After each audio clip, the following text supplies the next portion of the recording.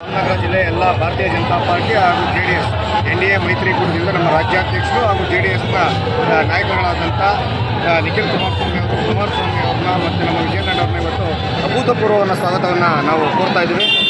ಏನು ಕಾಂಗ್ರೆಸ್ನ ದುರಾಡಳಿತ ಹಾಗೂ ಮೂಢ ಹಗರಣ ಇರ್ಬೋದು, ವಾಲ್ಮೀಕಿ ನಿಗಮದ ಹಗರಣ ಇರ್ಬೋದು, ಅದರ ವಿರುದ್ಧವಾಗಿ ನಡೀತಾ ಇರ್ತಕ್ಕಂಥ ಈ ಒಂದು ದಿನಗಳ ಪಾದಯಾತ್ರೆಯಲ್ಲಿ ಎಲ್ಲ ಸಾರ್ವಜನಿಕ ಬಂಧುಗಳು, ಮಾತಾ ಭಗಿನಿಯರು ಅತಿ ಹೆಚ್ಚಿನ ಸಂಖ್ಯೆಯಲ್ಲಿ ಸಹಸ್ರ ಸಂಖ್ಯೆಯಲ್ಲಿ, ಅದರಲ್ಲೂ ವಿಶೇಷವಾಗಿ ಯುವ ಜನತೆ ಈ ಒಂದು ಕಾಂಗ್ರೆಸ್ ಸರ್ಕಾರವನ್ನು ತೊಲಗಿಸಲು ಪಣ ತೊಟ್ಟು ಇವತ್ತು ಈ ಪಾದಯಾತ್ರೆಯಲ್ಲಿ ಪಾಲ್ಗೊಂಡಿದೆ.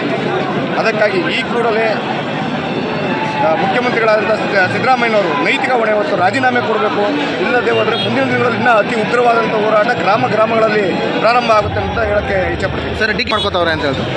ಯಾರು ಸ್ವಚ್ಛ ಮಾಡ್ಕೋತಾವ್ರೆ, ಯಾರು 70 ವರ್ಷಗಳ ಆಡಳಿತ ಮಾಡಿ ಏನೆಲ್ಲ ಮಾಡಿದ್ದಾರೆ ಅನ್ನೋದು ಅವರೇ ಮನವರಿಕೆ ಮಾಡ್ಕೊಳ್ಬೇಕು. ಈಗ ಅವರು ವಿರೋಧ ಪಕ್ಷದಲ್ಲಿದ್ದಂಥ ಸಮಯದಲ್ಲಿ ಅವ್ರು ಏನು ಮಾಡ್ತಾ ಇದ್ರು ಅನ್ನೋದನ್ನ ಅವರೇ ಪ್ರಶ್ನೆ ಹಾಕೊಂಡ್ರೆ ಅದಕ್ಕೆ ಉತ್ತರ ಅವರಿಗೆ ಸಿಗುತ್ತೆ. ಕೆಲವೊಂದು ಕಡೆ ಕೇಂದ್ರ ಸರ್ಕಾರ ರಾಜ್ಯಪಾಲನ ಬಳಸ್ಕೋತಾ ಇದೆ ಅಂತ ಆರೋಪ ಅವ್ರದ್ದು.